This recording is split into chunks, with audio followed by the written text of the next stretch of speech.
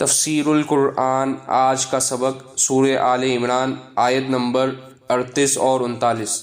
اعوذ باللہ من الشیطان الرجیم، بسم اللہ الرحمن الرحیم۔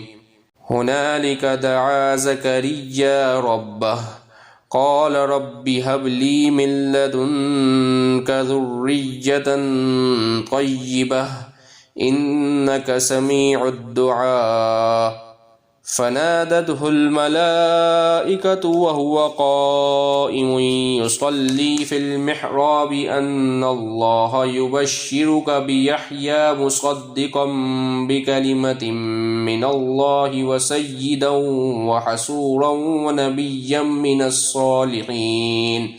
ترجمہ: اس موقع پر زکریا نے اپنے رب سے دعا کی، کہنے لگے یا رب مجھے خاص اپنے پاس سے پاکیزہ اولاد عطا فرما دے، بے شک تو دعا کا سننے والا ہے۔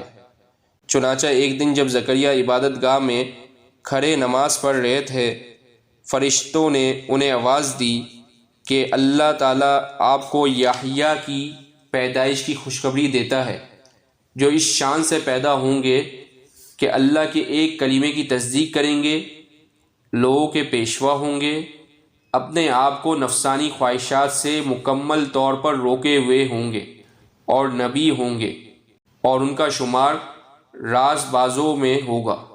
حضرت مریم علیہ السلام کے پاس اللہ کی قدرت سے بے موسم کے پھل آیا کرتے تھے۔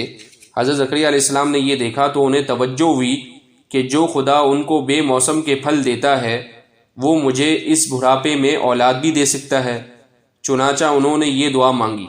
اللہ کے کلیمے سے مراد حضرت عیسیٰ علیہ السلام ہیں، جیسا کہ اس سورت کے شروع میں اوپر واضح کیا گیا ہے۔ انہیں کلیمت اللہ اس لیے کہا جاتا ہے کہ وہ باپ کے بغیر اللہ کے کلیم کن سے پیدا ہوئے تھے۔ حضرت یحییٰ علیہ السلام ان سے پہلے پیدا ہوئے اور انہوں نے حضرت عیسیٰ علیہ السلام کی آمد کی تصدیق فرمائی، اور حضرت یحییٰ علیہ السلام کی یہ خاص صفت بیان کی گئی کہ وہ اپنی نفسانی خواہشات پر پورا قابو رکھنے والے ہوں گے۔ یہ صفت اگرچہ تمام انبیاء علیہ السلام میں پائی جاتی ہے، لیکن ان کا خاص طور سے اس لیے ذکر کیا گیا کہ وہ اللہ تعالیٰ کی عبادت میں اس درجہ مشغول رہتے تھے کہ ان کو نکاح کرنے کی طرف رغبت نہیں ہوئی۔ اگرچہ عام حالات میں نکاح سنت ہے اور اس کی ترغیب دی گئی ہے، نکاح کی ترغیب دی گئی ہے، لیکن اگر کوئی شخص اپنے نفس پر اتنا قابو یافتہ ہو جیسے حضرت یحییٰ علیہ السلام، تو اس کے لیے کنوارا رہنا بلا قرار جائز ہے۔ وآخر دعوانا ان الحمد للہ رب العالمین۔